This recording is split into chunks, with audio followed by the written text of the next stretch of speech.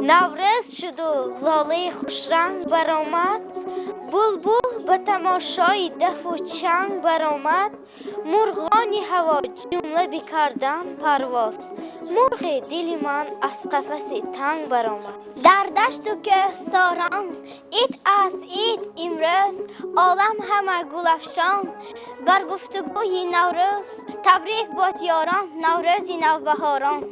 نوروزه به نوبهاران کی میبینم، گلها را به 6 قطار کی میبینم. گلها را به 6 قطار در فصل بهار، دنیای به یک قرار کی میبینم.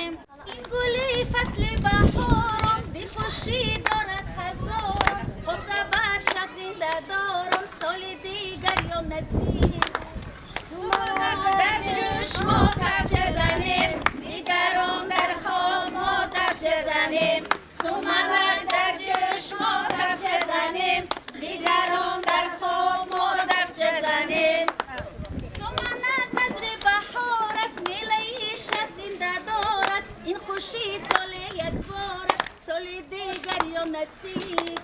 سمنک در جوش ما کفچه زنیم، دیگران در خواب ما دفچه زنیم.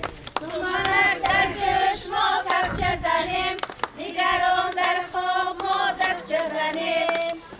به شکر شیرینی دارد، خود به خود رنگینی دارد، همی خوش چون فرنی دارد، سال دیگر یا نصیب. سمنک در جوش ما کفچه زنیم، دیگران در خواب ما دفچه زنیم.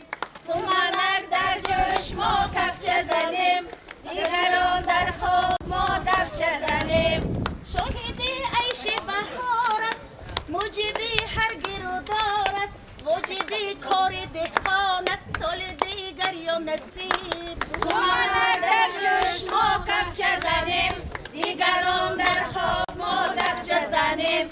سمنک در جوش ما کفچه زنیم، دیگران در خواب ما دفچه زنیم.